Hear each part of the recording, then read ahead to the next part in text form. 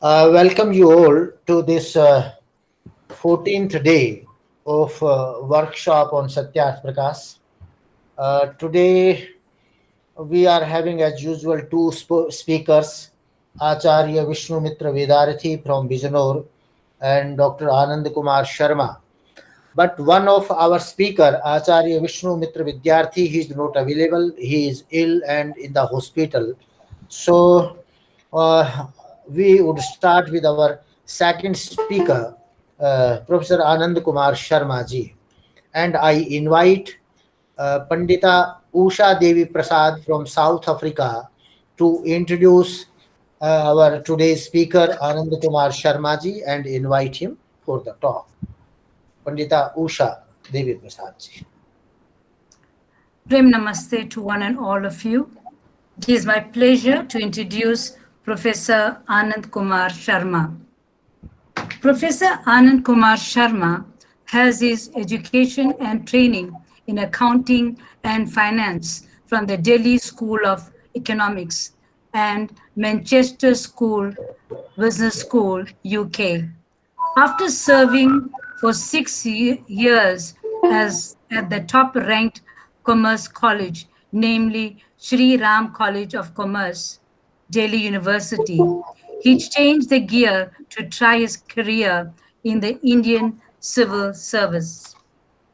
In the first attempt, without any extra effort in terms of seeking coaching, etc., he made it into the Indian Railways Account Service, IRAS, and continued to serve the Indian Railways for 30 years, ranging from the field job at the Rajkot Division, the division of Rishi Dayanand's native place, Tankara, and then moving to the Ministry of Railway Board via Mumbai, headquarters of Western Railways, where he was a member of the first Arya Samaj in the world, set up by Maharishi Dayanand Saraswati and the Arya Samaj Kakandwadi, Mumbai. He was a teacher and trainer at Railway Staff College, the apex training institution for the Indian Railway officers, National Institute of Finance Management, Indian Institute of Management, Bangalore, IIMB, and Management Development Institute. He was a consultant to the government of Bhutan and the government of India on public procurement. He has visited the USA, Canada, UK, France, Italy, Thailand, Singapore, Malaysia, Turkey, and several other countries on official visit. The government of Japan has invited him to visit Shinkansen high-speed bullet train system and infrastructure when you are serving as professor at IIMB. He developed a management development program on Info Yoga. He was instrumental in arranging the 50% concession to the second class railway fare to the Arya Jans attending the Arya Mahasammelans held in Mumbai and Delhi. He has developed a 3-year credit course on Indian philosophy for leadership excellence and delivered this course to public policy and management program in 2017. The content is largely based on Vedic scriptures. He was invited by Graduate School of Business, Stanford University, as visiting scholar in 2008 and by Global Project Center, Stanford University in 2013. He also completed his master's in Sanskrit as a regular student from Delhi University in first class in the year 2019.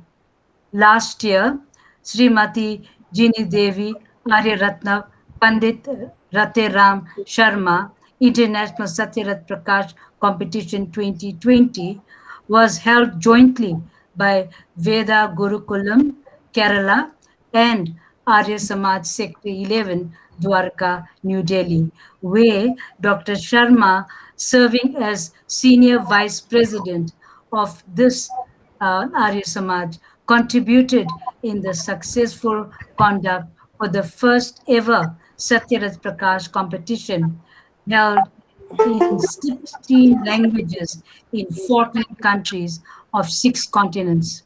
Governor of Sikkim, His Excellency Sri Ganga Prasad Ji, gave away the prizes online. I now present to you Professor Anand Kumar Sharma to address you. Thank you. ॐ मित्रादभयम् अमित्रादभयं ज्ञातादभयं परोक्षात् नक्तम् अभयं दिवानः सर्व आशा मम मित्रं भवन्तु। ॐ सत्यं ज्ञानम् अनन्तं ब्रह्म यो वेद निहितं गुहाया परमे व्योमन् सो अश्नुते सर्वान् कामान् ब्रह्मणा सह विपश्चितेति. With the prayer, with mantra from Veda, and the letter is from Taittiriya Upanishad, which is also translated by Maharishi Dayanand in Navam Sammulas. It reads like this: जो जीवात्मा अपनी बुद्धि और आत्मा में स्थित सत्य ज्ञान अनंत आनंद स्वरूप परमात्मा को जानता है, वह उस व्यापक रूप ब्रह्म में स्थित होके उस विपश्चित अनंत विद्या युक्त ब्रह्म के साथ सब कामों को प्राप्त होता है। अर्थात जिस आनंद की कामना करता है उस आनंद को प्राप्त होता है, यही मुक्ति कहलाती है। So thank you, Madam Usha Devi Prasad, for kind words of introduction. I want to inform this audience regarding Mr. Vedarthi, who was supposed to take this session, and I am substitute in place of him. He is a very learned person, and I had a telephonic conversation to find out about his health. So he was hospitalized, and now he has moved to home.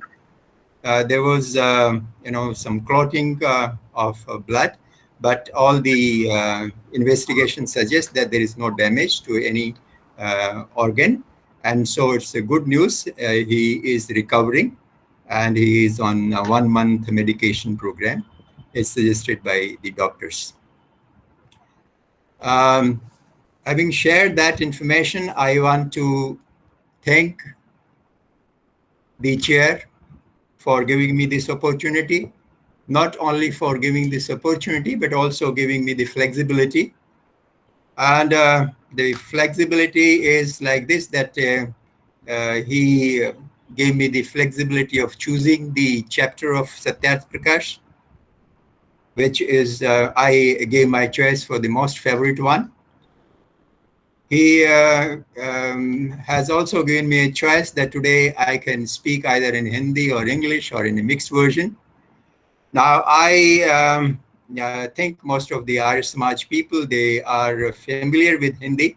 But when I talk to the people from Trinidad, I think Indrani Behan, Pandita Indrani is there, or some people of Trinidad, they have particularly problem in listening in Hindi. Is there anybody from Trinidad or any place where there is a difficulty in comprehending in Hindi? Then I will avoid. Otherwise, I will go in Hindi as well as English. I think there's Dr. Saab, can I proceed? Okay. Can I proceed in Hindi as well as English, or? Yes. Okay. Yes. So thank you for that. Doctor Arya साहब का एक बार और धन्यवाद करूंगा क्योंकि उन्होंने काफ़ी diversity रखी है, डाइवर्सिटी इन स्पीकर्स, इस तरह से कि वो लोकल एंड ग्लोबल, कुछ लोग हिंदुस्तान से, भारत से हैं, कुछ लोग दुनिया के दूसरे भागों से। जेंडर की इक्वलिटी भी उन्होंने इंश्योर की है, कुछ फीमेल है कुछ मेल है। उसके अलावा एक और इन्होंने बैलेंस किया है कि कुछ लोग स्कॉलर्स हैं और कुछ लोग मेरे जैसे नौसिखिए भी हैं। So I thank for giving that diversity and I think I'm grateful to Almighty God that He is here in the chair. And it was just Gita Jayanti last year, which was, I distinctly remember, 25th of October 2020. The university had invited, MDU had invited me to deliver a talk on Gita Jayanti. पर मैं भारत में नहीं था और America में California का time suit नहीं कर रहा था, तो मैंने एक बार मना किया। फिर ये हुआ कि मैं अपना एड्रेस जो है रिकॉर्ड करके भेजूं, तो वो मैंने वहाँ से भेजा था। और उसमें ये डॉक्टर सुरेंद्र कुमार जी ने मुझे इनवाइट किया था, but the audience was vice chancellor, all the heads of the departments and the faculties and also the students which were virtually connected. तो उसमें मैंने एक विश व्यक्त की थी कि महर्षि दयानंद यूनिवर्सिटी को महर्षि दयानंद के जो कार्य हैं, सत्यार्थ प्रकाश और उनके जो भी क्लासिकल वर्क हैं, उनके ऊपर रिसर्च करना चाहिए और उसको प्रोपेगेट करना चाहिए। तो it was my wish and then I find doctor Arya in the chair. So I think God is very kind and he is very worthy, competent, energetic and very enthusiastic leader, and I think most competent person to man this chair. So we are very fortunate and we are looking forward for many events of having global impact and perhaps a new direction to the prachar and propagation of the ideas and ideals of Maharishi Dayanand Saraswati. Having said that, I come to the topic of the day. And this topic is, as I told you, it's very dear, very close to my heart. Having born in Arya Samaj family, Satyarth Prakash was with me from, I think, maybe 8th standard or so. And when I moved for my studies in Delhi, I was regular visitor to the Arya Samaj satsangs, and so my swadhyay of Satyarth Prakash continued till date. I don't know how many times I have gone through that, but I'm still a learner, and many more things I discuss with the scholars which arise out of the reading of this chapter. I think Acharya Brahmadev is here, and when he was on day one talking, I had posted a question in the chat box, and question was that what is the best part, and how we can internationalize, how we can bring Satyarth Prakash at the center stage globally. He gave me the answer, and I got it weighted by some of the scholars from Arya Samaj. He mentioned that this is like a moksha shastra, and I checked it with two scholars. I think one from Roger Satyajit ji. I asked him what are the yogs, moksha shastras, and he mentioned about darshans, Upanishad, Ved, and then asked what about Satyarth Prakash. He said yes, Satyarth Prakash can be classified as moksha. Another scholar, Sri Ved Prakash Srutri, I talked to him and say, can we term it as a moksha? He said, yes, it can be. So this is what is that it is a shastra which can be taken forward to bring Arya Samaj at the center stage globally, because in today's world, the need is of propagation of the ideas, maybe differently packaged, more attractively, and then present it in a very effective manner. I want to draw your attention that the world is having a lot of problem in the not only the current epidemic, but there is a research done by databridgemarketresearch.com. If anybody wants to access, one can do that. Now, I asked one of my students to find out how big is the meditation market. And this is very interesting. The research shows that it is a huge market, and the projection is that from now to 2027, it will be $9 billion US dollars. And the rate of growth per annum, that is the CAGR, is 10.4%. And it was very, very interesting thing to note that this is based on product meditation market. It is segmented into meditation program, yoga centers, apps, websites, books, online courses, and workshops. And on the basis of disorders, the meditation market is segmented into mood disorders and anxiety disorders. On the basis of type, the meditation market is segmented into focused attention, open monitoring, and self-transcending meditation. On the basis of meditation type, the meditation market is bifurcated into sophrology, Kundalini Yoga, and mindful fitness surges. Meditation market has also been segmented based on the information sources into books, newspapers, internet, DVDs, and articles. And it further says it has made level analysis country-wise, continent-wise. So North America dominates the meditation market due to the high prevalence of mental disorders and flourishing yoga centers and meditation programs. So this is just a brief summary of this report, and you can go into the details.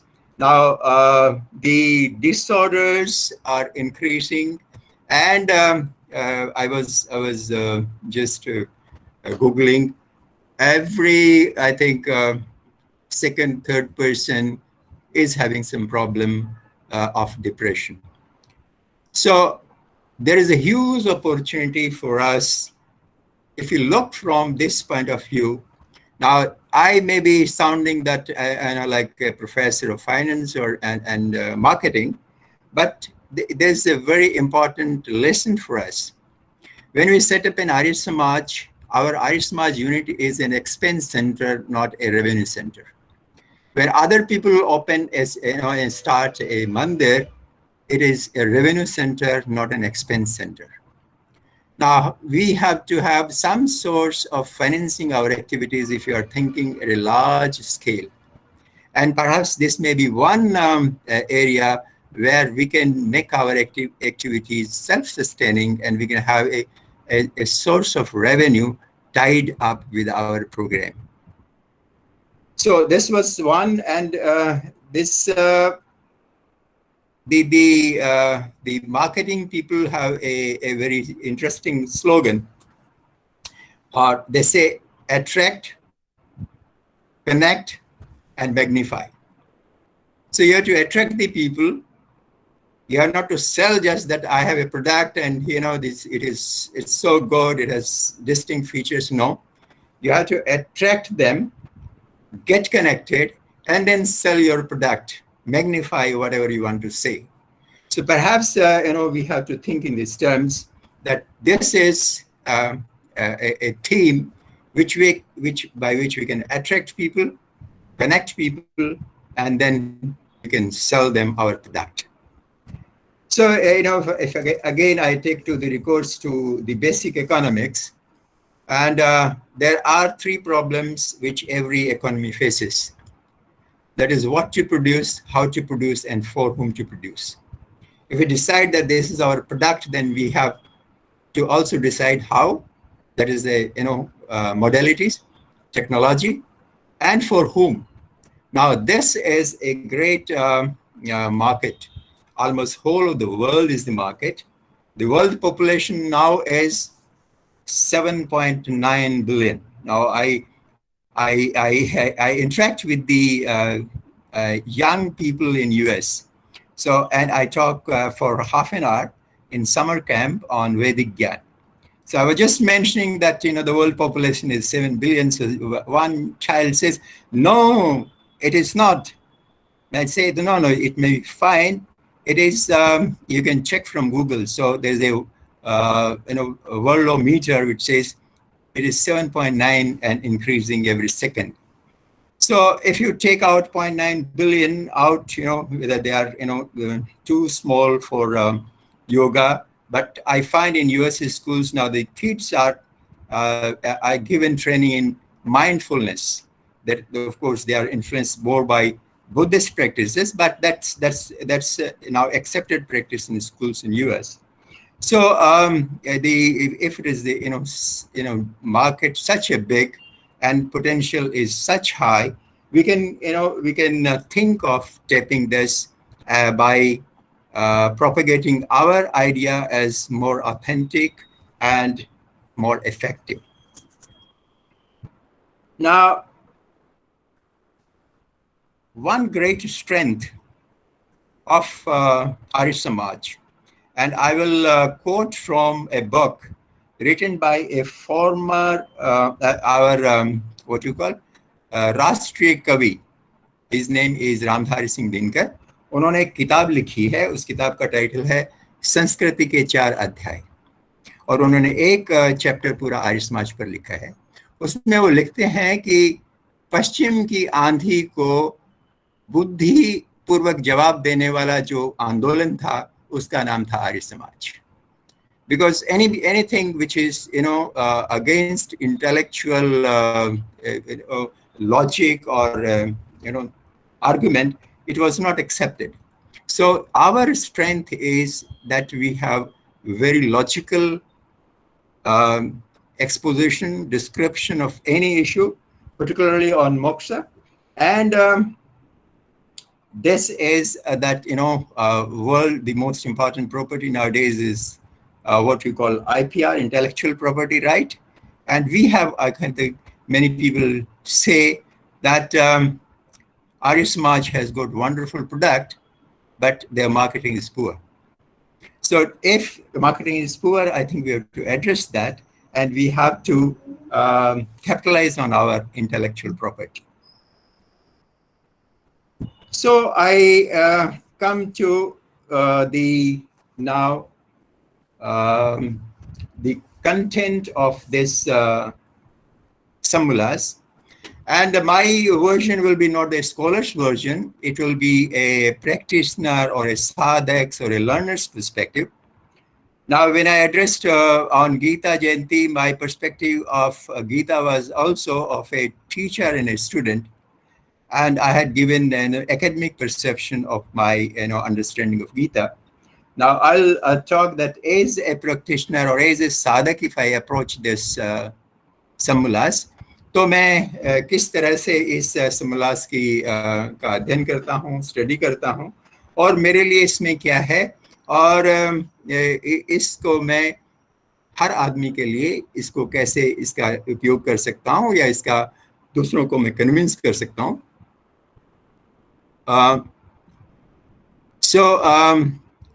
I think Vidyasagar ji is mentioning that we have to engage some marketing experts. Yes, we have to have a synergy with any expert, any consultant, and we have to, when the market is so huge, I think we can afford to engage any expert. If the revenues justify the cost, any cost is acceptable.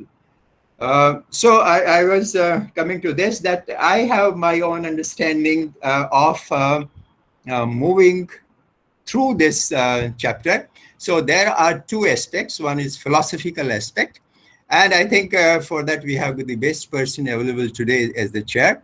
So he will be dealing with those issues.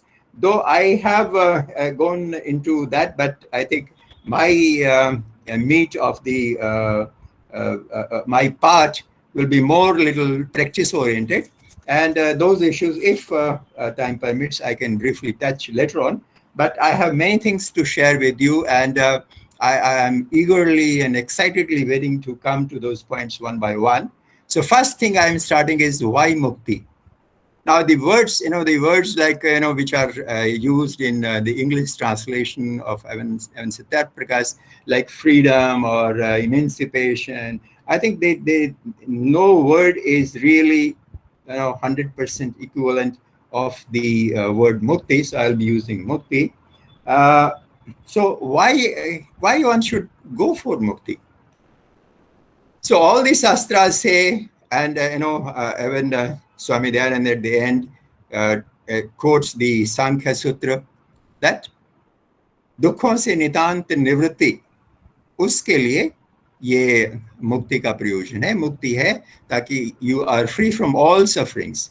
जितने तरह के कष्ट हो सकते हैं, जितने तरह के दुख हो सकते हैं, जितनी तरह की व्याधियां हो सकती हैं, जितनी तरह की आपकी परेशानियां हो सकती हैं, physical, mental, spiritual, environmental, societal, any type of things, the cure is, and not only the cure, not only one-time cure, but all-time cure and conclusively effective cure is the moksha and the sadhana, which takes you to the moksha.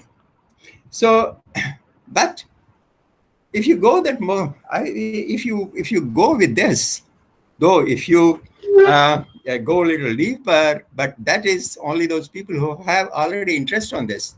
When I'm approaching, the masses, I have to tell that it is for the. I say no. I'm already happy. Thank you. I don't need your product. I don't need your lecture. So what? So the thing is that you have to tell it that it is for those people who are happy or who perceive themselves to be in a state of happiness. वो अपने को खुश महसूस करते हैं, आनंदित महसूस करते हैं, या वो कहते हैं नहीं, हमारे पास भगवान की वजह से सब कुछ है, कोई दुख नहीं है और हमारी जिंदगी बड़े आराम से गुजर रही है, हमें ये आपका कैप्सूल नहीं चाहिए, आप जो आप लेके आए हो कि सब लोग जो है शास्त्र हमारे कहते हैं कि दुख की निवृत्ति का एक उपाय है और वो आप लेकर के आए, हमें नहीं चाहिए. तो मेरा कहना है कि अगर दो लोग सुखी हैं या जो लोग अपने को सुखी महसूस करते हैं, आपके पास उनके लिए रेसिपी होनी चाहिए. तो उनके लिए आपके पास क्या रेसिपी है? आपके पास रेसिपी ये होगी कि आपका जो सुख है उससे बड़ा सुख हम आपको दे सकते हैं. देखिए, the car manufacturing companies in Japan, they make service कि कार की सीट कैसे होनी चाहिए. और हर आदमी जो बताता है कि मैं जैसे बैठता हूँ वो बिल्कुल सही है और कार की जो सीट है मेरी कन्वीनियंस के हिसाब से होती चाहिए. Now they train those people कि नो आप ऐसे बैठ के देखिए, इस एंगल पे देखिए, इतना झुक के देखिए, इतना पीछे होके देखिए. And how do you feel now? Yes, much better. So you have to tell them that there are better ways of sitting the way you are used to, and so that may be a better seat than what you are currently using. So आप जिस state में हैं, जिस आनंद में हैं, जिस सुख की अवस्था में, उससे अच्छे सुख की एक अवस्था है और वो अवस्था है जिसके बाद आपको पाने की कोई तमन्ना कुछ नहीं रहती. This is the last post, the last destination. Beyond that, there is nothing. आपने एक हिंदी के बड़े फेमस और मेरे प्रिय कवि हैं, उनका नाम है जयशंकर प्रसाद. उनकी एक बहुत प्रसिद्ध महाकाव्य है जिसका नाम है कामायनी, जिसके पात्र हैं मनु और श्रद्धा, पहला और आदि पुरुष और आदि नारी. तो उसमें एक बात आई है कि इस पथ का उद्देश्य नहीं है श्रांत भवन में टिक रहना, किंतु पहुंचना उस मंजिल तक जिसके आगे राह नहीं. So this is what, you know, this is the ultimate. After attaining that state, you don't long for anything. आप एक उस मुकाम पर पहुंच जाते हैं जिसके बाद आपको किसी और चीज की कोई तमन्ना नहीं, कोई इच्छा नहीं. तो वो जो चीज आपको सेल करनी है वो उसका नाम है मोक्ष. और उसके लिए आपको दिखाना पड़ेगा कि नहीं, आप खुश हैं तो आप इससे बड़ी और खुशी, और ये खुशी नहीं, इसके खुशी के कई कई लेवल्स हैं जो आप अटेन कर सकते हो. और हमें एक देना पड़ेगा कि देखिए आप ये करके देखिए, how do you feel now. So that's one thing. Now दूसरा एक सवाल आएगा कि भाई ये मुक्ति कितने लंबी होती है, एक बार मैं मुक्त हो गया तो कितना लंबा है. अब स्वामी जी इसमें लिखते हैं, और इनकी काफी अच्छी रिसर्च है काउंटिंग पे अपने प्रोफेसर आर्य जी की, कि ये है कि 36,000 साइकिल्स कौन सी सृष्टि के, यानी सृष्टि और प्रलय यानी एक अहोरात्र, एक दिन रात. तो एक का जो साइकिल है ये होता है 4,32,000.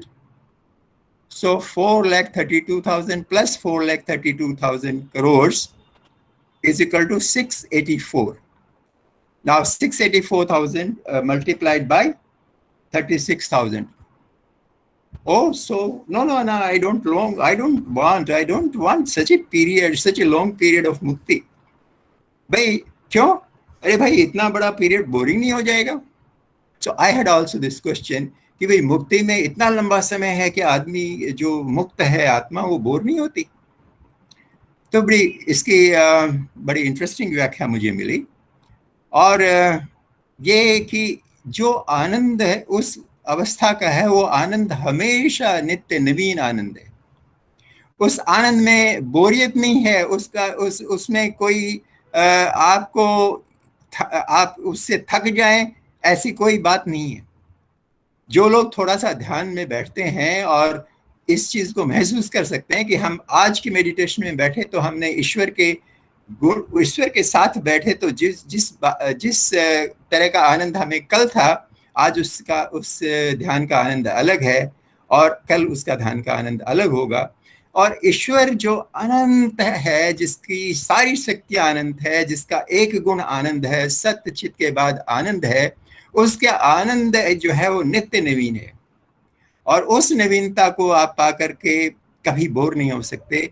कभी you never get bored in such a state where you are in a state of bliss which is everlasting and which is always renewing itself. So ईश्वर का ज्ञान अनंत है, ईश्वर का आनंद अनंत है, और ईश्वर के सानिध्य में आपको जो आनंद मिलता है वो भी हमेशा फ्रेश है. जैसे सूरज रोज नया उगता है, हमें बोर नहीं होते, हमें वो पुराना नहीं लगता. तो इसी तरह ईश्वर का रचा हुआ जो आनंद है वो भी बहुत बहुत नवीन है, नित्य नवीन है. और कवि कालिदास ने हिमालय में का वर्णन करते हुए लिखा है, सौंदर्य की परिभाषा दी है कि सौंदर्य वही है. वो कहते हैं हिमालय को देखकर, हिमालय वही है पर आपको रोज देखने का मन करता है. वो कहता है जो नित्य नया होता है वही सौंदर्य की परिभाषा है. तो ईश्वर का आनंद जो है वो नित्य नया है, और वो आनंद सौंदर्य से भरा हुआ है, नूतनता से भरा हुआ है. अब सवाल है कि चलिए बड़ी अच्छी बात है, हाउ टू गेट देयर, हमें मुक्ति कैसे मिलेगी. तो मुक्ति के साधन क्या हैं, व्हाट आर द स्टेप्स. इस मामले में तो आपको क्या, there are gurus unlimited world over. आपको हर 10 किलोमीटर पे कोई गुरु मिल जाएगा जो आपको बताएगी आइए मैं आपको मुक्ति दिलाता हूँ. छोटे से छोटे एक सेंटेंस बोलने से आपकी मुक्ति हो सकती है. जैसे कहेंगे भी गंगा को इतने दूर से भी आपने गंगे गंगे कह दिया तो आप मुक्त हो जाएंगे, आपके सारे पाप धुल जाएंगे.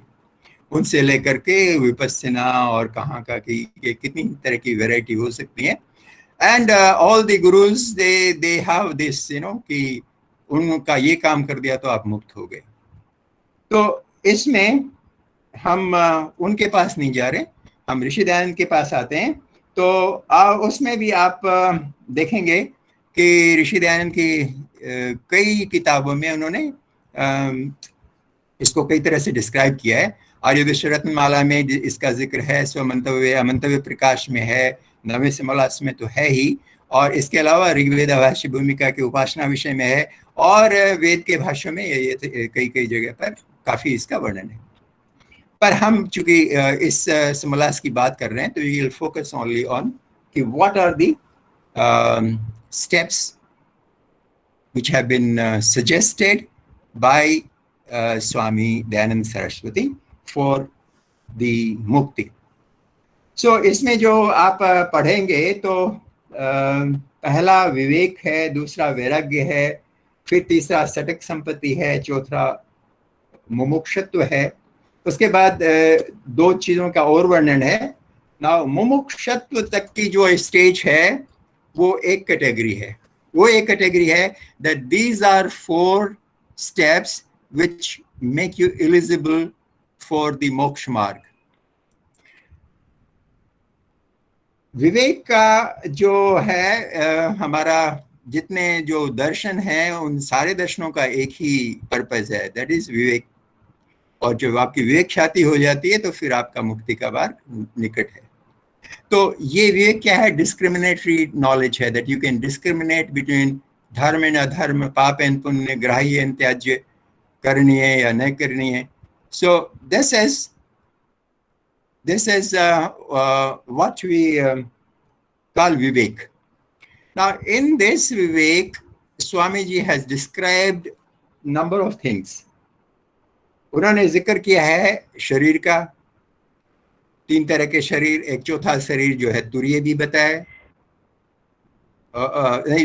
चौथी अवस्था बताई, 3 अवस्थाएं बताई हैं उन्होंने, जागृति, स्वप्न और निद्रा।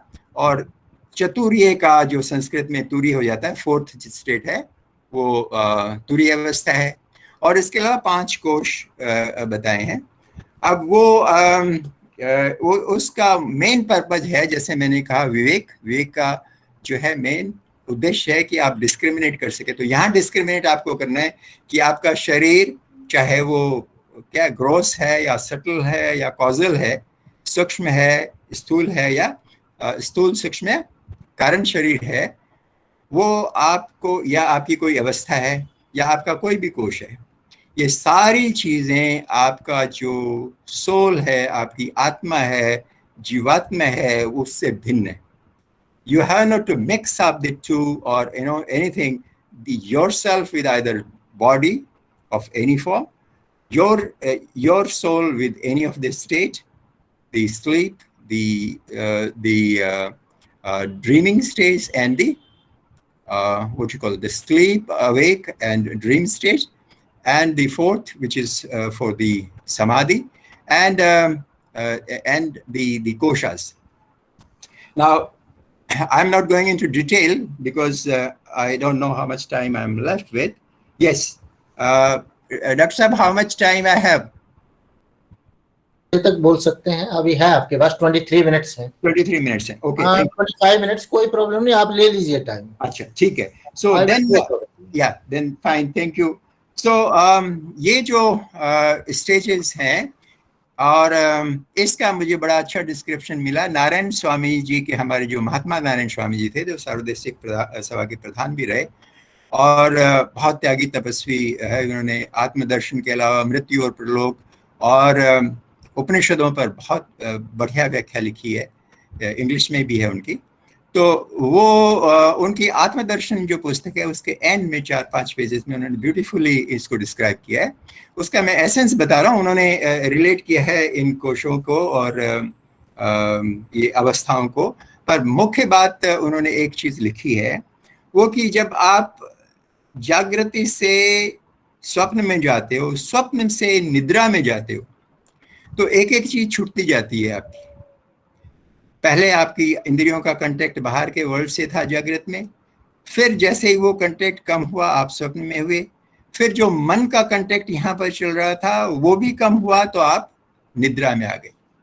और जिस जिस स्टेज से आप एक एक चीज छोड़ते हुए आगे बढ़े, वैसे वैसे आपको रिलीफ मिलती गई, यू फील बेटर। आप जागृत अवस्था में जो जितना कष्ट और दुख दर्द था वो आपको स्वप्न अवस्था में नहीं है, और स्वप्न अवस्था में भी जो आपको था डिस्कम्फर्ट किसी कारण से, वो गाढ़ निद्रा में नहीं। तो आप जैसे जैसे मूव कर रहे हैं, एक एक चीज छोड़ते हुए जा रहे हैं। पहले आपने इंद्रियों का साथ छोड़ा, स्वप्न में आए, स्वप्न से आपने मन का साथ छोड़ा, फिर आपने इन सब का साथ छोड़ा, आप नींद में आ गए, गाढ़ नींद में आए। तो आप धीरे धीरे दुख से सुख की ओर जा रहे हैं। इसका एक्सटेंशन उन्होंने बड़ा ब्यूटीफुल किया है कि जब आप एक और अगली स्टेज में चले जाते हो, एक और स्टेज में तो दो तो हो सकते हैं कि वो तुरीय अवस्था वाली एक और हो, पर ये तुरीय अवस्था वाली बात नहीं यहाँ पर कह रहे। वो कह रहे हैं कि जब आप उस अवस्था में जाते हो जब आपका शरीर से ये भी संसर्ग छूट जाता है, तो उसमें दुख नहीं है, दुख वाली कोई बात नहीं होनी चाहिए। जैसे जैसे आपका संयोग कम होते जा रहा है, वैसे वैसे आप आराम की स्थिति में जा रहे हो, आप कष्ट से दूर होते जा रहे हो। जब आपका बिल्कुल शरीर से पूरा वियोग हो जाएगा, उसमें दुख वाली बात नहीं है। ये उनकी इंटरप्रिटेशन है जो मुझे अच्छी लगी, तो मैंने सोचा आप लोगों के साथ शेयर करूं। तो जो दूसरी चीजें इनमें है आपकी कि शरीर वाली बात, उसमें एक चीज इंपॉर्टेंट है, और वो इसलिए इंपॉर्टेंट है कि जो गीता के कई प्रचारक हैं वो एक प्रचार करते हैं और बड़ा एक छोटा सा पंपलेट टाइप डिस्ट्रीब्यूट करते हैं। वो काफ़ी घरों में आपको मिल सकता है, आजकल तो मुझे नहीं दिखाई पड़ रहा। उसमें कहते हैं कि क्या तुम गीता सार, और पहला वाक्य उसमें होता है कि तुम क्या लेके आए थे और क्या लेके जाओगे। यानी आप कुछ नहीं लेके जाओगे जब संसार छोड़ोगे। पर ये हमारा जो शरीर की अंडरस्टैंडिंग है वो गलत है। जब हम संसार छोड़ते हैं तो हमारा एक शरीर यहाँ पर छूटता है और दूसरा और तीसरा शरीर नहीं छूटता है। और दूसरा शरीर जो इम्पोर्टेंट समझने की बात है कि वो सूक्ष्म शरीर है, और सूक्ष्म शरीर की गिनती डिपेंड करता है कि आप अंतःकरण में कितने लेते हो, उसके हिसाब से एक दो कम ज़्यादा हो जाती है। जैसे आपकी 15 हैं, उसके बाद आप अंतःकरण में बुद्धि, मन, अहंकार, तो इस प्रकार की गिनती करके मतलब ये है आपकी ज्ञानेंद्रिया 5, उनके जो है सूक्ष्म भूत 5, और मन, बुद्धि, अहंकार, और 5 तत्व, इसके 5 प्राण। तो ये जो मतलब जो आपका मुख्य बात क्या है, आपका जो संस्कार का कोश है, इसकी गिनती छोड़ दीजिए, वो आपके साथ चलता है। और जो प्रोफेसर आर्य ने भी बड़ी अच्छी बात कही थी, मुझे कई लोगों से बात करने पर चित्त के विषय में बहुत ज़्यादा कन्फ्यूजन हुआ कि पूरी योग दर्शन चित्त की शुद्धि पर चलता है, और चित्त क्या है इसकी डेफिनेशन ही बड़ी डिबेटेबल हो जाती है। पर जो हमारे ध्यान की, एकाग्रता की, निरुद्ध अवस्था का सबसे बड़ा बाधक है वो है चित्त की अशुद्धि, चित्त के दोष।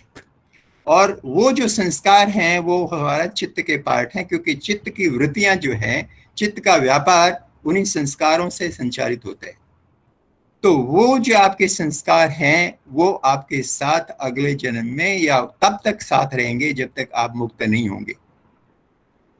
तो इसलिए आपको ये विचारना है। मैं पहले जब मैं कई बार इंडिपेंडेंटली सोचता था कि हम इतना कुछ काम करते हैं, लेकिन हमें वो काम करना चाहिए जो इस जन्म के बाद भी हम जिसको साथ ले जा सके। अगर मैं I put a lot of effort in earning and creating physical assets, land, building, and etc. I have got big farmhouses, and many of the big people they own islands in number of countries. So what are they right? So question is कि आप वो काम करें जिससे आप कि जो next जीवन में आपकी जो संपत्ति आपके साथ चल रही है उसमें addition. So your balance sheet should not have your physical properties, assets. Your balance sheet should have that how clean you could make your chitta, and if there were impurities, how successfully, to what extent you have removed those ashuddhis. And this is the task you will be doing not in this birth, but in n number of births, till you really erase or you do Dagda Beach, all the sanskaras, so that they don't interrupt when you are in unison with Almighty Om in Niruddhavastha. So that understanding of body is very important. And a whole, the understanding, the one purpose of that, all this, is that you can discriminate between yourself and all this. And after a description of this, Swamiji very clearly mentions that you should visualize the antakaran. Man, buddhi, chitta ko aap sakshat kare, ye avastha hai, aap विवेक का all purposes जो आपको different चीजें कही गई हैं, उसमें आप इनका विवेक का माने डिस्क्रिमिनेशन कर सको. It is that purpose. Vairagya is, and the one thing is that he is very emphatically saying that satya ka gyan and vairagya is satya ka achar. So satya is that you discriminate between what it is to what it is not, and achar is that you act on what you have arrived as satya gyan. And in that process, so you move on to Shatak Sampati and then Mumukshutva. Now, Shatak Sampati is some sort of tapascharya, and where you have six of your assets. These are the real assets. There is a Sam, Dam, Uprati, Titiksha, Shraddha, and Samadhan. Now, these are very essential now to acquire the eligibility to be a mokshamargi. And these are very common. Sham is and Dam, the difference is both you are withdrawing from evil and directing towards good. Two parts. When it is internal, it is the antakaran, then it is Sam. If it is the indriyas, if you regulate them, then it is called Dam. Dam is Daman. Sham is for the antakaran, the internal organs like Man, Buddhi, Chitta, Ahankar. And then Uprati is withdrawal from the people who are not with your wavelength. You know, you feel uncomfortable. You know, their sanskars, their wavelength, they vibrate very differently. I had one experience of this, very strange. I was working as a professor at Railway Staff College. And there was one gentleman who had gone to US for education, and there he came in contact with some Christian missionaries, and he became Christian, and he was earlier Mudgil, and he became Modgil. He was professor of OB, organizational behavior. So when he used to walk in my chamber, I don't know, he will not even speak, but I'll feel uncomfortable. And he was, when he will meet, he will hug you with, wide arms, as if you are a great friend. Even if, once he met me on his station, so he hugged me and, oh, Dr. Sharma, how are you? And I always used to feel very uncomfortable whenever he used to come to me. Later on, I realized, and he was a CIA agent, and he was thrown out. And we learned that, he was, using his position for illegal purposes. And it may be. So, there are people you can sense with whom you can go well, right, emotionally. So you have to withdraw from those set of people who are wicked in nature, whose wavelength doesn't match with you. And that's what I call Uprati. Titiksha is you remain committed to your path of what? Learning truth and acting on that, come what may. So you overcome all the obstacles, you stick on to your Satya Marg, you don't deviate from that. Perhaps you may recall what Swamiji has quoted from Vritrahari. Nindanti nipuna yadivastantu Lakshmi gachati yugantareva na mrityu. I'll give you the gist of that. It says whether the learned people praise you or they don't, whether the wealth comes to you or not. So don't care for the name or the wealth, and then say mrityu, the death, whether it is coming today or after ages. Nyayat patha pravichalanti nadhira. The dhiras, those people who are the mokshamargis, they don't deviate from their path of nyaya. And the nyaya is what? One which is decided by ascertaining the truth and sticking to it, come what may. So it is that which is mentioned by Tipiksha. And Shraddha is beautiful. And if you read the Swami's each word, it says Purna Vidwan. Now, we have a lot of people, we are not even half Vidwan. They speak Kachra, they tell something which they don't understand. So it should be Purna Vidwan, and their words you should trust. And Shraddha, by our meaning is that when you have dharana in Satya, then it is Shraddha. Blindly saying what?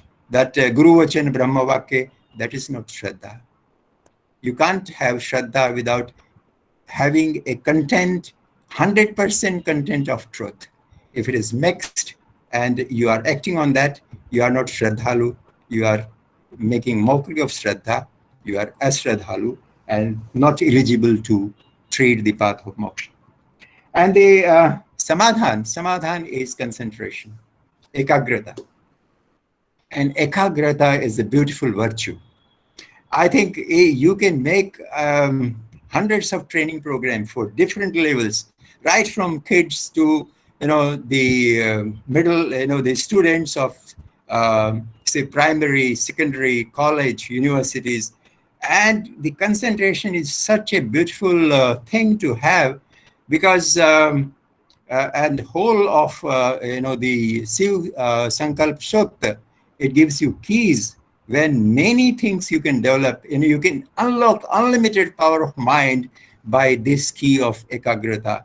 And I think that's a tremendous potential in working on samadhan by ekagrata.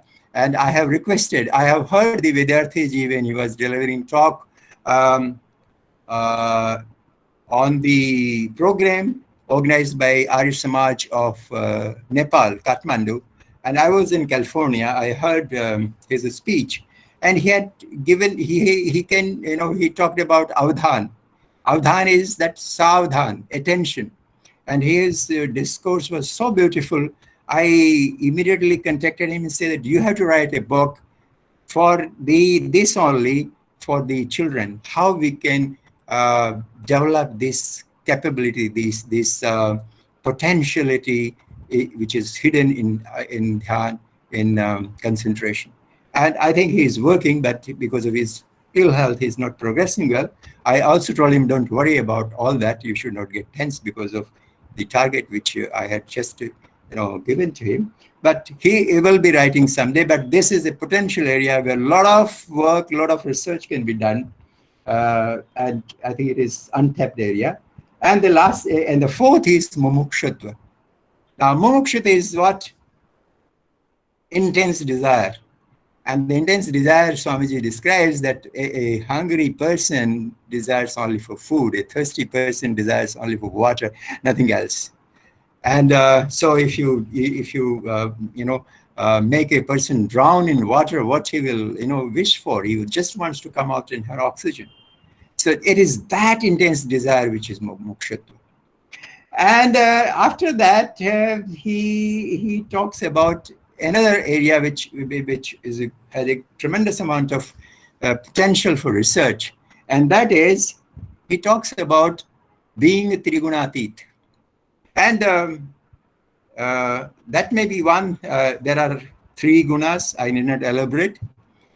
you have to move from, this is described in Yoga Darshan. It is Prakash, Kriya, and Sthiti.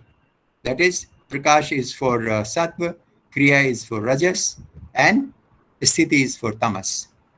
So, it says that you have to move from one to the other, and then you reach the Sattva, which is the Satya Adi Gun, which describes Shanti, Pavitrata, Adi. And you have to, and lastly describes that you have to go even beyond that Satya Gun, and you have to attain the final stage, that is Nirodhavastha, in unison with Paramatma. And that is the status when you are in your own form, your own Swarup, and in unison with God, you are in the situation of getting the moksha. I was mentioning this. I had also once discussed with some professor of psychology in Delhi University that in management, we have the theory of motivation by Rensis, there's Maslow and a lot of other theories, where all the people are treated alike. And let's say, there's a hierarchy model, and so many psychologists have developed model on how you can incentivize people, how you can motivate people, what sort of schemes will work. They don't categorize people. Basically, they're different in terms of the gunas. A theory, a motivation incentive scheme, which is fit for a tamasic person, will be absolutely, not work for a person who is basically a sattvic person. Similarly, a rajasic person will require perhaps a different set of incentives so that he gets motivated. So that's area of research for the psychologists and the management experts. And after that, Swamiji mentions in the after the gunas, a state of which is from the Yoga Darshan 233. That is how the yogi should keep his chitta prasad, his happy. And there are that you have to deal with people who come across with these approaches so that your chitta will remain calm and undisturbed. उसमें उद्वेग नहीं होगा, उसमें उत्तेजना नहीं होगी. अगर आप पुण्यों के साथ आप मुदित होगे, जो संपन्न हैं उनके साथ मैत्री का भाव रखोगे, जो दुष्ट हैं उनके साथ उदासीनता का भाव रखोगे, राइट, डिस्टेंस मेंटेन करोगे, और जो दुखी हैं उनके प्रति करुणा, सहानुभूति, एम्पैथी रखोगे. अगर आपकी ये 4 चीजें लोगों से, दुनिया के सारे जो लोग हैं उनको आप इन 3-4 कैटेगरीज में डिवाइड कर सकते हो, और ये आपके पास 4 स्ट्रेटेजी होंगी that you will deal with these people with this sort of approaches, and that will keep you on the track of yoga and it will not disturb you. Anyway, I think I have now another issue, another bullet point, where to start. कहाँ से मैं शुरू करूँ अपनी मोक्ष की यात्रा? तो बहुत सारी चीजें हैं. योग दर्शन में तीन तरह के लोगों के लिए 3 तरह के स्टार्टिंग पॉइंट है. जो उत्तम लोग हैं उनके लिए तो 3 पहले के योग अनुशासन तो छोड़ ही दीजिए, और उसका जो है चित्तवृत्ति निरोध है, और तीसरा उसके विपरीत क्या होती है, तद दृष्टि स्वरूप सवन, वो जो अदर स्थिति छोड़ दीजिए, और उसके बाद जो उन्होंने हाँ जी, हाँ, इतरत्र, हाँ, जो दूसरा है, अगर आप इसमें नहीं होगे तो वृत्तियों के साथ आप अनुरूपता हो जाएगी. वृत्ति क्या है? व्यापार है. It is the business of चित्त. वो किस तरह के हैं? वो 5 तरह की वृत्तियां गिरा दी, और 5 तरह की वृत्तियों के बाद अगर आपने ये समझ लिया तो आपको और किसी पढ़ने की आवश्यकता नहीं. दूसरी कैटेगरी के जो मीडियम वाले हैं उनके लिए क्रिया योग शुरू किया है, वो आपके अविद्या से शुरू किया. स्वामी जी ने भी पहला जो चीज दिया है वो अविद्या से शुरू की है. तो क्या वो हम वहां से शुरू करें, क्रिया योग से शुरू करें? माने क्रिया योग के 3 पार्ट हैं, क्या तप, स्वाध्याय और ईश्वर प्रणिधान. तो क्या मैं वहां से शुरू करूं? और तीसरा जो है, हाँ, जो पतंजलि का जो तीसरा है, जो सबके लिए, आम आदमियों के लिए, वो शुरू होती है क्या? अहिंसा, सत्य, अस्तेय, जो है यमों से और नियमों से, और फिर सारे 8 अंगों से. तो मैं कहाँ से शुरू करूं? इसका जवाब प्रोफेसर आर्य ने एक अपने सेशन में दे दिया है, मैं वहां पर आऊंगा। पर इससे पहले मैंने मेरी एक उत्सुकता थी, मैंने कुछ विद्वानों से भी बात करी, तो उत्तर बड़ा अच्छा है। उत्तर यह है कि आपको शुरुआत करनी है यम नियम से ही, और ध्यान में बैठ करके ये नहीं सोचना है कि मैंने में अहिंसा है कि नहीं है, मैं सत्य का आचरण कर रहा हूं कि नहीं, मैं चोरी तो नहीं कर रहा हूं, मेरे में संग्रह की प्रवृत्ति भयंकर है कि नहीं है, मैं ब्रह्मचर्य की दृष्टि से ना, ये ब्रह्मचर्य बड़ा इंपॉर्टेंट इश्यू है। ब्रह्मचर्य जो है वो सिर्फ रेगुलेटिंग वन ऑर्गन पर केंद्रित नहीं है, इट इज संयम। एंड स्वामी श्रद्धानंद जी ने इतने कड़े शब्दों में गृहस्थियों को लताड़ा है कि गृहस्थियों, क्या तुम ब्रह्मचारी हो, या सिर्फ ब्रह्मचारी सिर्फ जो अनमैरिड है उन्हीं के लिए? तो कहते नहीं, आपके लिए उनसे ज्यादा जरूरी है। तो जो संयम है और वो हर अवस्था में और हर आश्रम के लिए है, वो इंपॉर्टेंट ब्रह्मचर्य का पालन मैं कर रहा हूं कि नहीं कर रहा हूं।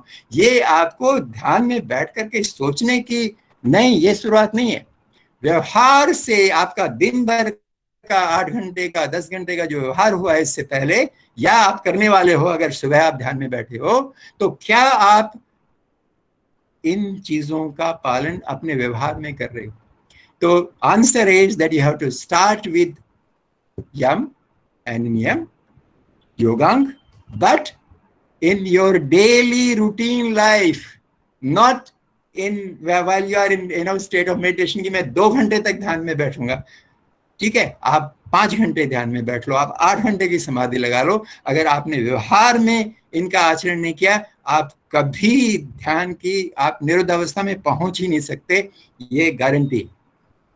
चलिए मैं और विषय पे आता हूं, ये हमने क्लियर कर लिया। और हाँ, अब ये है कि स्वामी जी ने बहुत अच्छी बातें लिखी हैं, और वो लिखी हैं कि ये जो हमारा कर्मकांड है, वो कर्मकांड हमारा पूरा कर्मकांड 2 है। मैं आपको एक, जो लोग इसमें इंटरेस्ट रखते हैं, स्वामी जी की सारी किताबों का, सबका तो नहीं है, ऋग्वेद का जो भाष्य है वो इसमें नहीं है, पर बाकी ग्रंथों का जो चीजें इस टॉपिक पर आई हैं, वो सबका कंपाइलेशन एक गुरुकुल कांगड़ी के पहले के प्रोफेसर थे, प्रोफेसर ज्ञान प्रकाश शास्त्री, उन्होंने दयानंद संदर्भ ग्रंथ में उनके सारी टॉपिक वाइज उन्होंने कलेक्शन किया है, कंपाइल किया है। तो मैं उससे पढ़ रहा हूँ कि कर्मकांड के जो 2 विषय हैं, और वो है निष्काम और सकाम। और इसमें कहते हैं जो काम मुख्य जो है, वह काम तो अनेक प्रकार का है, परंतु उसके 2 भेद मुख्य हैं, एक परमार्थ, दूसरा लोक व्यवहार। अर्थात पहले परमार्थ और दूसरे से लोक व्यवहार की सिद्धि करनी होती है। प्रथम जो परम पुरुषार्थ रूप कहा, ये वेद विषय विचार नामक जो स्वामी जी का ग्रंथ है, ये जो ग्रंथ तो नहीं कहा जाएगा पर उनकी पुस्तक है, उस हाँ ये नहीं, ये ऋग्वेदादि भाष्य भूमिका का भाग है वेद विषय विचार से। मैं ये वहां से ये कोट कर रहा हूं कि प्रथम जो परम पुरुषार्थ रूप कहा, उसमें परमेश्वर की स्तुति अर्थात उसके सर्वशक्तिमत्व आदि गुणों का कीर्तन, उपदेश, श्रवण करना, प्रार्थना अर्थात जिस करके ईश्वर से सहायता की इच्छा करनी, उपासना अर्थात ईश्वर के स्वरूप में मग्न होके उसकी सत्य भाषण आदि आज्ञा का यथावत पालन करना। उपासना वेद और पातंजल योग शास्त्र की रीति से ही करनी चाहिए, तथा धर्म का स्वरूप न्यायाचरण है, और न्यायाचरण उसको कहते हैं जो पक्षपात को छोड़ के सब प्रकार के सत्य का ग्रहण और असत्य का प्रत्याग करना। इसी धर्म का जो ज्ञान और अनुष्ठान का यथावत करना है, सो ही कर्मकांड का प्रधान भाग है। और दूसरा यह है कि जिसे अर्थ, काम और उनकी सिद्धि करने वाले साधनों की प्राप्ति होती है। कह रहे हैं 2 पार्ट हैं, एक तो आप जो अपनी लाइवलीहुड के लिए कर रहे हो, एक, और ये जो पर इन दोनों में से जो है, दोनों में से मुख्य कौन है? जो पहले वाला भाग है, ये बड़ा क्लियर कर रहे हैं। सो इस भेद को इस प्रकार जानना कि जब मोक्ष अर्थात सब दुखों से छूट के केवल परमात्मा की ही प्राप्ति के लिए धर्म से युक्त सब कर्मों का यथावत करना, यही निष्काम मार्ग कहलाता है, क्योंकि इसमें संसार के भोगों की कामना नहीं की जाती। इसी कारण से इसका फल अक्षय है, मतलब ये आपको फल अवश्य मिलेगा। और जिसमें संसार के भोगों की इच्छा से धर्मयुक्त काम किए जाते हैं, उसको सकाम कहते हैं। इस हेतु इसका फल नाशवान होता है, क्योंकि सब कर्म करके इंद्रिय भोगों को प्राप्त होके जन्म मरण से नहीं छूट सकता। तो ये जो बात बड़ी इंपॉर्टेंट है कि हमारा जो मोक्ष की कामना करना, ये हमारा पहला ऑब्जेक्टिव है। We have to redefine our objectives, our life goals. Our first life goal, our meaning of life is to strive towards moksha, not strive towards a great career, and earn a lot of wealth, a lot of name, a lot of fame, or a lot of satisfaction worldly. But the first and foremost, the prime objective which defines the meaning of life is to strive for moksha and to treat the path of mukti. So ये अगर जब आप इस रास्ते पर चलेंगे तो आगे क्या होता है, उसमें बड़ी इंटरेस्टिंग चीज है। और मैं स्वामी जी को एक कोट करूंगा कि जब आप इस रास्ते पर चलते हैं तो क्या होता है, ये क्या होता है उसकी बात सुनिए, बड़ी आपको अच्छा लगेगा। और ये मैं आपको सुना रहा हूँ। आई एम कोटिंग फ्रॉम सत्य धर्म विचार, स्वामी जी के जो लिखा हुआ है। और उसमें देखिए कह रहे हैं, जैसे जब कोई छोटा बालक घर के ऊपर से अपने माता पिता के पास नीचे आना चाहता है या नीचे से ऊपर उनके पास जाना चाहता है, तब हजारों आवश्यकता के कामों को भी माता पिता छोड़कर और दौड़कर अपने लड़के को उठाकर गोद में लेते हैं कि हमारा लड़का कहीं गिर पड़ेगा तो उसको चोट लगने से उसको दुख होगा। और जैसे माता पिता अपने बच्चों को सदा सुख रखने की इच्छा और पुरुषार्थ सदा करते रहते हैं, वैसे ही परम कृपा निधि परमेश्वर की ओर जब कोई सच्चे आत्मा के भाव से चलता है, नाउ आप इसको अंडरलाइन समझिए, तब वह अनंत शक्ति रूप हाथों से उस जीव को उठाकर अपनी गोद में सदा के लिए रखता है, फिर उसको किसी प्रकार का दुख नहीं होने देता है और वह सदा आनंद में रहता है। Now this is ultimate, this is कृत्यता। जीवन की धन्यता ऐसी में है कि आप इसके पात्र हो सको कि जैसे माँ अपने बच्चे को रोता हुआ देख नहीं सकती, वैसे ही परमपिता परमात्मा आपको दुख में, कष्ट में, तकलीफ में देख नहीं सकता। और मैंने एक योग शिविर अटेंड किया था रोजड़ में, बहुत पहले की बात है। तो मुझे वहाँ एक किसी ने सुनाया था, उसकी पंक्ति मुझे कुछ याद आ रही है कि माँ तो तैयार है दूध देने को, एक तू है कि रो नहीं सकता। माँ तो तैयार है दूध देने को, एक तू है कि रो नहीं सकता। तेरा उसका दीदार हो नहीं सकता, गर तू अपने को खो नहीं सकता। अपने को अहंकार मिटा करके ईश्वर को एकमात्र लक्ष्य करके उसी के ध्यान में मग्न हो करके उसी को परम ध्येय, अल्टीमेट गोल समझ करके जब आप इस योग यात्रा पे चलोगे तो वह अनुग्रह करता है। आप ईश्वर प्रणिधान की जो व्यास की व्याख्या के है वो पढ़ोगे कि ईश्वर अपने अनुग्रह से आपको युक्त करता है। और स्वामी दयानंद के बहुत सारे, मैंने यजुर्वेद के मंत्रों में ये भाष्य पढ़ा है कि ईश्वर जो जब आप इस ध्यान करते हो तो ईश्वर अपना अनुग्रह करके अपने आनंद में ले लेता है। तो यही पात्रता प्राप्त करना, ये किसमें होगी? वही चित्त की शुद्धि, और सारा योग दर्शन वही चित्त शुद्धि में। आपका सारा प्रयास उसी चित्त शुद्धि के लिए है। तो अब मैं एक लास्ट पॉइंट करना चाहता हूँ, वो है कि स्वामी जी ने वार्न किया है कि परमेश्वर की भिन्न की उपासना से आप कभी भी दुखों से मुक्त नहीं हो सकते। और वो जो अगर भिन्न की उपासना है, भिन्न माने जड़ या प्रकृति की जो उपासना है, वो पाप और दुख का हेतु है। और पाप और क्लेश नहीं दूर हो सकते क्योंकि ये अविहित कर्म है, ये वेदों में इसकी। तो मैं ये यजुर्वेद का एक मंत्र है और उसका जो भाष्य स्वामी जी ने किया है उसका मैं अर्थ बता रहा हूँ। ये यजुर्वेद के 3 अध्याय का 60वां मंत्र है। उसके भाष्य में स्वामी जी कहते हैं, ईश्वर को छोड़कर किसी का पूजन न करें, क्योंकि वेद से अविहित और दुख रूप फल होने से परमात्मा से भिन्न दूसरे किसी की उपासना न करनी चाहिए। ये बिल्कुल क्लियर मैंडेट है ऋषि का कि चेतन ब्रह्म वही उपास्य है और उसी की उपासना करनी होगी। और अगर आप उसका भाष्य पढ़ेंगे स्वामी जी का, जहाँ वो कहते हैं न तस्य प्रतिमा अस्ति, उन्होंने तो स्पष्ट किया है कि अगर तुम जड़ की उपासना करोगे तो दुख सागर में डूबते रहोगे। तो ये क्लियर मैंडेट है कि उपासना चेतन ब्रह्म की, एक परमेश्वर की ही करनी है, अन्य किसी की नहीं। तो अब मैं अपने आखिरी पोर्शन पे आता हूं, जिसमें मुझे अपने दिल की बात आपसे करनी है। और वो दिल की बात ये है कि हमारा ये जो इसका मैसेज है वो बड़ा जेल करता है। जो संदेश वेद दे रहे हैं, शृण्वन्तु सर्वे अमृतस्य पुत्रा, विश्व के जो सारे जो अमृत पुत्र हैं, ईश्वर के पुत्र हैं, उनके लिए हम यही संदेश दे सकते हैं कि आपका लक्ष्य मोक्ष है और आपको लक्ष्य की तरफ इस रास्ते में बढ़ना है। मैं दो चीज़ें अपनी स्पष्ट करना चाहता हूं कि जो लोग हम सारे जुड़े हुए हैं और आर्य समाज से बहुत घनिष्ठता से जुड़े हुए हैं और हम चाहते हैं कि ऋषि दयानंद का प्रसार सब जगह हो, तो एक तो मैं सोचता हूं कि ये first thing, that if we think that we can do any प्रचार activity locally, I think it is criminal. Criminal in the sense कि देखिए crime जो होता है तो one party, there are two parties, one party is a state. Why state is one party? Because it is crime against society.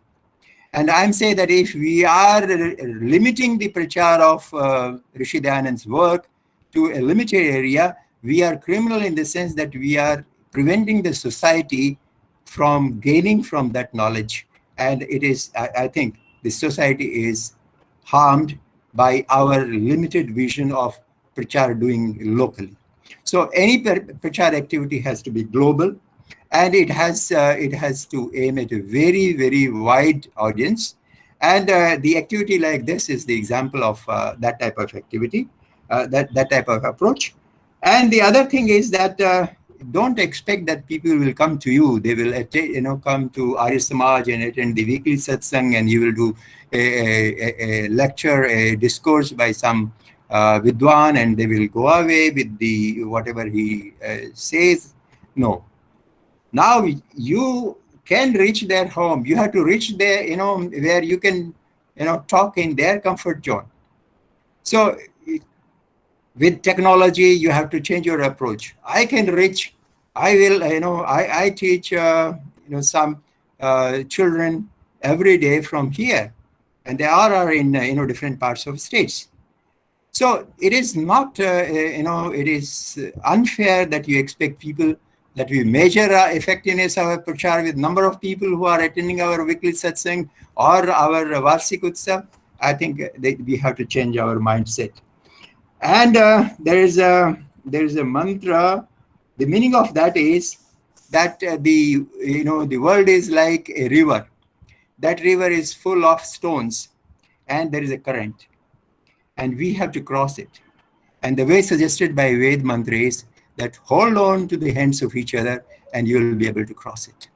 So the message is that we have to have the Sangachadvam, Sambodadvam, Samvomanansi Jantam, Deva Bhagam Yatha Purve, Samjanana Upaste. We have to walk together, and we have to talk together, and we have to walk our talk together. And that is, I think, our purpose of having chair like this at MDU. The number of activities are planned. I think Professor Arya will tell you that this is just beginning. A workshop is just one. There are other activities. He has already announced, one activity to be held on July 20th, where we will deliberate, and we have invited research papers on how Satyarth Prakash can be taken to the curriculum of colleges and universities, and how it may be how more of research. Now, the Claudia who had made presentation on yoga, there was one slide which was showing there's a surge in the research papers on yoga after some time period. Now we want to see that there is a surge on research on Veda, on the issues raised by Swami Dayananda Saraswati in his works, and we have to make it so popular for research and for academic debate, very rich academic debate globally. And so we have to plan for many activities, and we can have, all the partner countries, we can have, discussion, open deliberations, how, we can bring the Arya Samaj, the Veda, the Rishikrit Granthas in the center stage and at a high academic level with very quality content. So we may have, I think, Siddharth Prakash competition, and that I think Professor Arya will consider and announce. But I want to close with two small verses. One is my purpose of telling you all that is there's a lot of untruth which is selling in the market in the name of upasana, moksha, yoga, and the people of they are always the people who are taking the right course of truth. They are opposed. There are conspiracies. There are sadyantra against them, and history is full of evidences for that. So for sure, I'm fully convinced, and I want to spend a lot of my time and resources for the cause of spreading the truth, and which is the only mantra for which Swamiji, had dedicated whole his life. He was a researcher of truth. He found the truth, and he died for the cause of truth. So if we can propagate, if we are truly interested in repaying a little bit of debt of Rishi Dayanand, we have to make sure that the world agrees to this, that is sadan mein main akela hi diya hu. Main akela diya Ved, akela diya Rishi Dayanand's Arya Samaj. Main akela hi diya hu is sadan mein. The sadan is the globe, the global stage. Main akela hi diya hu is sadan mein mat bujhao. Don't put it off. Don't weaken the light. इस सदन में मैं अकेला ही दिया हूँ मत बुझाओ जब मिलेगी रोशनी मुझसे मिलेगी जब मिलेगी रोशनी मुझसे मिलेगी. So this is the source, because nobody talks about, Rishi has mentioned what is truth first, and then he say that come, let's examine what is truth and what is not truth, and he has examined. I think this is the first time in the history anybody has dared to make such a deep and a passionate analysis of truth and countering truth, everything which is untruth, absolutely objectively. I think it's a remarkable piece of work, but it has not been recognized. Professor Arya has organized a talk by somebody, very scholarly person, where say that Arya Samaj stands for a civilization, and there is another civilization, and there are two currents which are fighting with each other. And we have to establish that Satya Sanatan Dharma current overpowers the other one. And that's why what Arya Samaj says, what Rishi says, and what these so many Granthas says, I think that Upanishad words summarily says is beautifully what? Satyameva Jayate. Now, I think we can't, this is the mantra of Rishi, that he wanted to see that Satya prevails.